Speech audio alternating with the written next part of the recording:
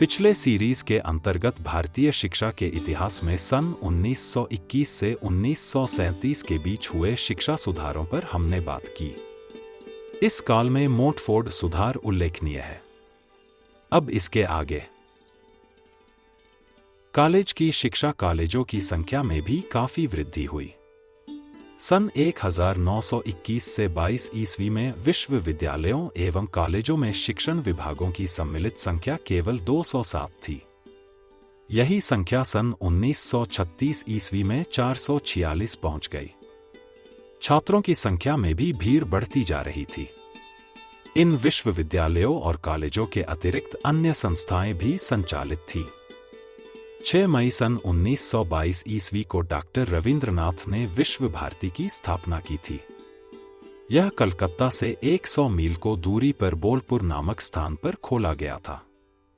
इस स्थान का नाम बाद में उन्होंने शांति निकेतन रखा। यहाँ प्राचीन भाषाओं, दर्शन एवं विज्ञानों का अनुसंधान कार्य किया जाता है। यह अपने ढंग का अनूठा शिक्षालय है। यहाँ बौद्ध धर्म, वेदांत, भारतीय दर्शन, भारतीय भाषाएं जैसे संस्कृत, अरबी, फारसी, हिंदी तथा पाली आदि का उच्च अनुसंधान कार्य होते थे।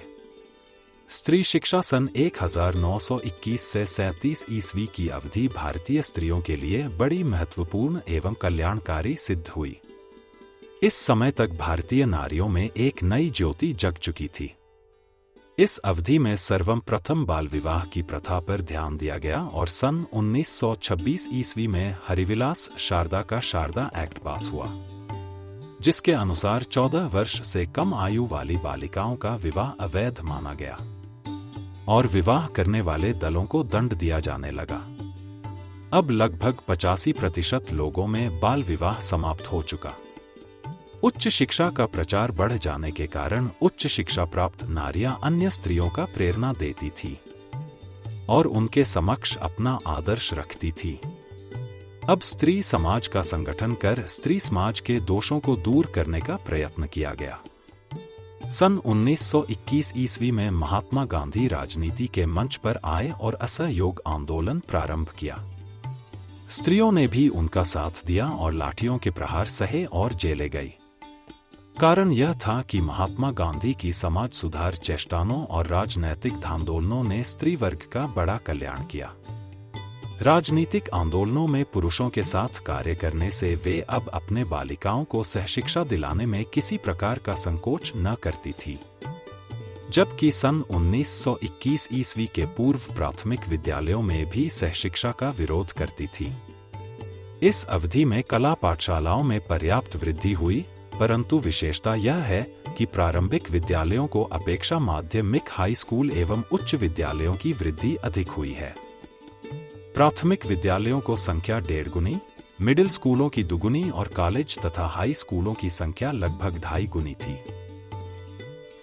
हरिजनों की शिक्षा 19वीं शताब्दी के चतुर्थ चरण से ही हरिजनों की शिक्षा पर ध्यान दिया जाने लगा था, परंतु उससे कोई विशेष लाभ न हो सका था। इधर 20वीं शताब्दी के प्रारंभ होते हो उनकी ओर विशेष ध्यान दिया गया। उनमें भी अब अदम्य उत्साह आ चुका था। स्वदेशी आंदोलन ने उनकी भावना को काफी प्रभावित किया था। इसके पूर्व कई समाज सुधारकों ने उनको आगे बढ़ाने का प्रयास किया था। फलत वे भी शिक्षा प्राप्त करना अपना अधिकार समझने लगे थे। सौभाग्यवश शिक्षा की बागडोर सन 1921 ईस्वी में भारतीय मंत्रियों के हाथ में आई और हरिजनों की शिक्षा की प्रगति प्रारंभ हो गई। सन 1937 ईस्वी तक की अवधि में भारत के लगभग सभी प्रांतों में हरिजनों की शिक्षा पर विशेष ध्यान दिया गया। यद्यपि बिहार और उड़ीसा पिछड़े थे, परंतु फिर भी सन 1933 ईस्वी में प्राथमिक शिक्षा समिति बिहार ने प्रस्ताव रखा कि सामान्य विद्यालयों में ही हरिजन छात्रों को सभी प्रकार की सुविधा दी जाए। जहां हरिजनों की संख्या काफी अधिक हो वहां इनके लिए अलग स्कूल खोल दिए जाएं। उड़ीसा में हरिजन बालकों के लिए 550 विशिष्ट विद्यालय थे, जिनमें 10 विद्यालय केवल बालिकाओं के लिए थे। महात्मा गांधी के अनवरत प्रयत्न से अब उच्च हिंदू और हरिजनों के बीच की खाई पड़ती जा रही थी। हरिजनों के बालक तथा उच्च कुल के बालक एक ही साथ एक स्कूल में पढ़ते थे। बालकों के अतिरिक्त हरिजन अध्यापकों की नियुक्ति के संबंध में भी हरटाग समिति ने अपने सुझाव रखे थे। गांधी जी के प्रयास से अब उच्च कुल के बालक हरिजनों के साथ प्रसन्नता पूर्वक दिखाई पड़ने लगे।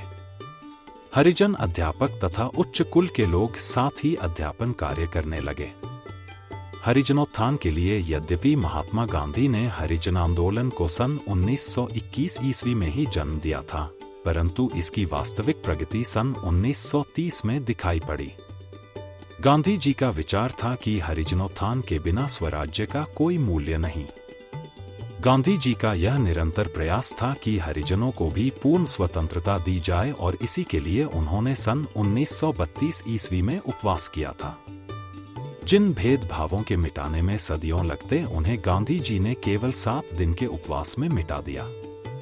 महामना मदन मोहन मालवीय की अध्यक्षता में 25 सितंबर सन 1932 ईस्वी की अखिल भारतीय राष्ट्रीय नेताओं की एक बैठक हुई, जिसमें घोषित किया कि आज से हिंदू समाज का कोई भी व्यक्ति अछूत नहीं। अछूत समझे जाने वाले व्यक्तियों को भी कुओं, सड़क और स्कूल आदि को उपयोग करने का अधिकार है। सर्वसम्मति से यह प्रस्ताव स्वीकृत हो गया और कहा गया कि सभी लोग हरिजनों की सामाजिक समस्याओं को सुलझाने का प्रयत्न करेंगे और उनको सभी अधिकार देंगे। सन 1933 से गांधी जी ने हरिजन नाम की एक पत्रिका भी निकालनी प्रारंभ कर दी।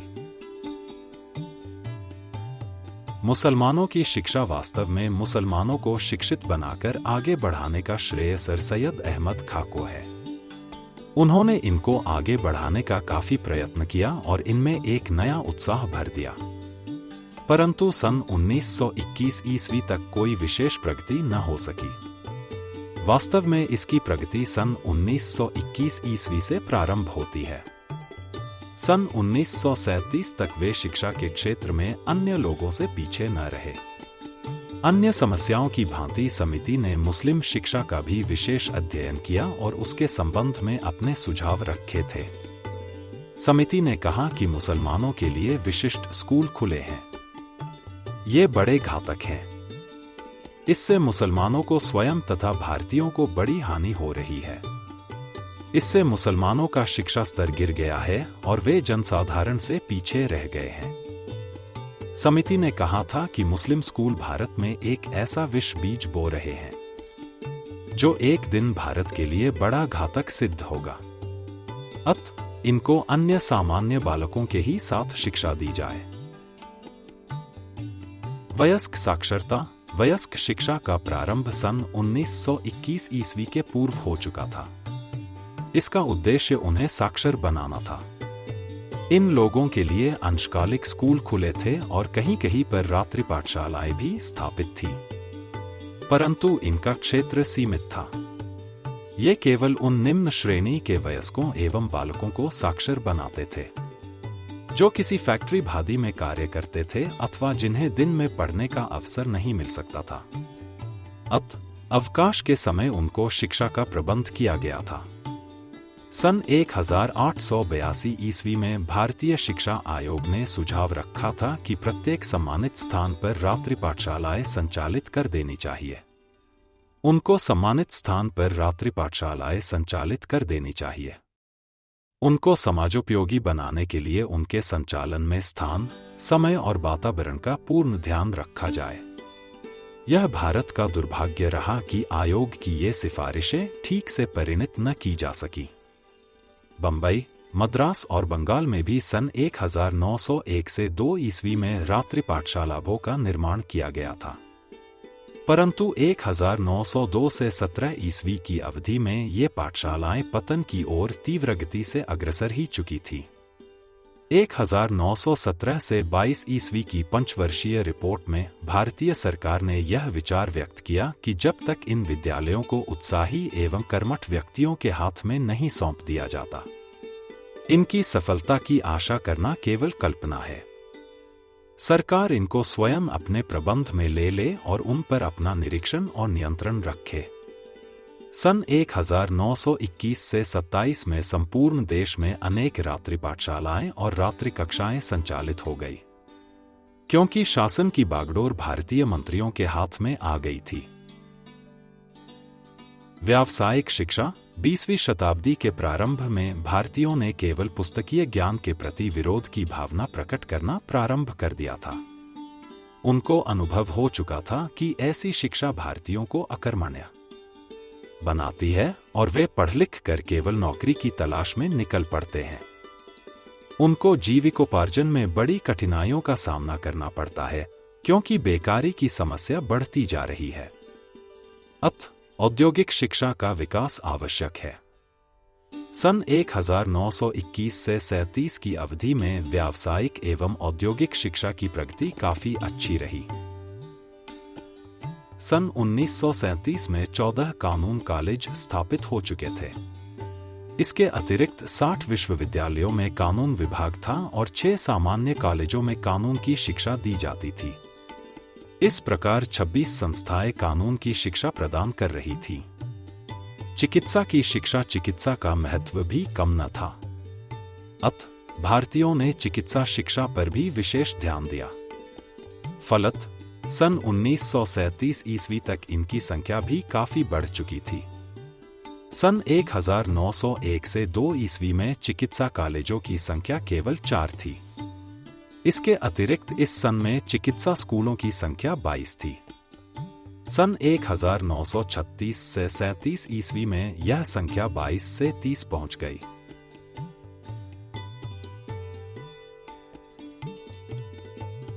इंजीनियरिंग की शिक्षा। देश के नवनिर्माण में इंजीनियरिंग का भी महत्व कम नहीं।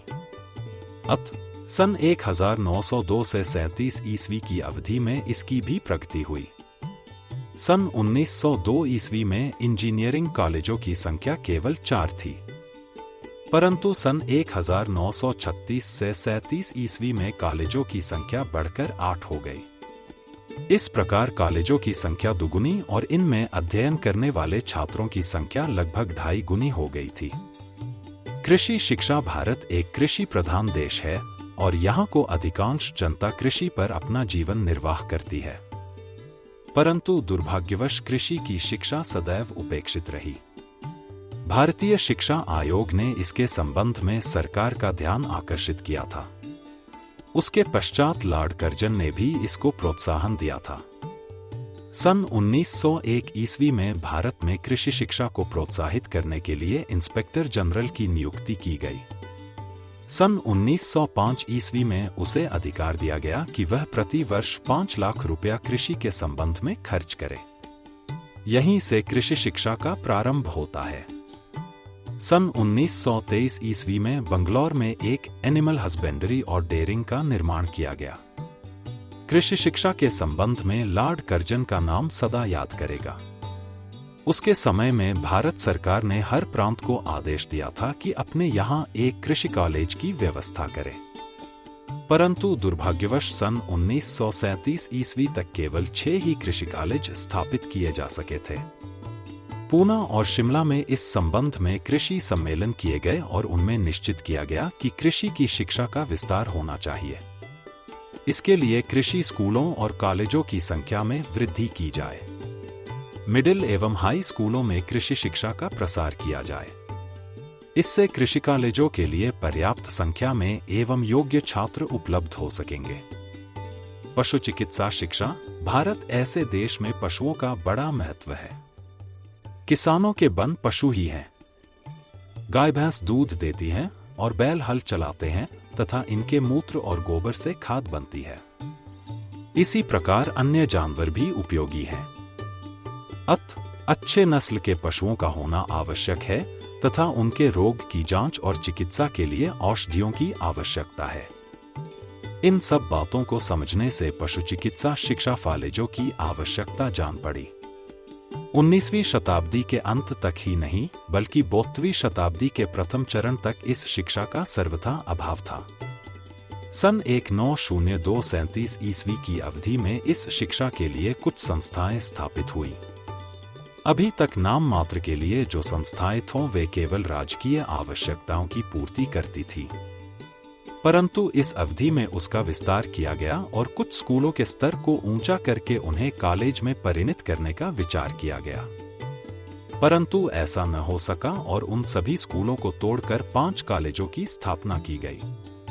पशु चिकित्सा के लिए स्नातकोत्तर शिक्षा की व्यवस्था की दृष्टि से उत्तर प्रदेश में मुक्तेश्वर नामक स्थान पर 1917 से 22 के मध्य में इंपीरियल वेटेरिनरी रिसर्च इंस्टीट्यूट खोला गया। सन 1930 ईस्वी में पटना में वेटनरी कॉलेज का निर्माण किया गया। वन विज्ञान शिक्षा, भारत में जंगलों की कमी नहीं, अतः इस ओर भी लोगों का ध्यान जाना आवश्यक था।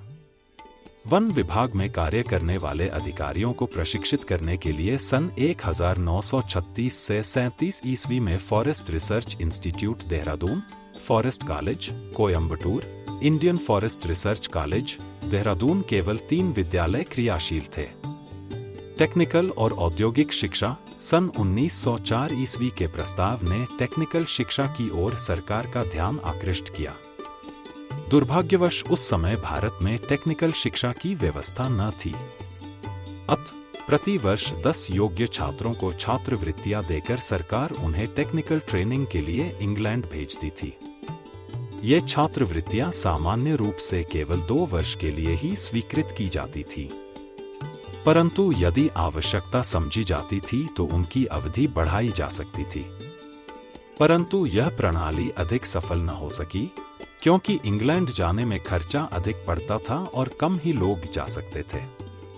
अतः स्पष्ट है कि टेक्निकल शिक्षा की यह दशा देखकर सन 1917 ईस्वी में मॉरिसन समिति ने विदेशों में अध्ययन करने के लिए छात्रवृत्तियों के नियम, धन और अवधि के संबंध में कई महत्वपूर्ण प्रस्ताव रखे और उसके अनुसार संशोधन भी हुए। लॉर्ड लिटन की अध्यक्षता में एक समिति नियुक्त की गई, जिसको यह कार्य सौंपा गया कि वह इंग्लैंड में पढ़ने वाले भारतीय छात्रों की दशा की जांच करे और यह बताएं कि उनकी क्या कठिनाइयां हैं। लॉर्ड लिटन ने जांच करके अपनी रिपोर्ट प्रस्तुत की।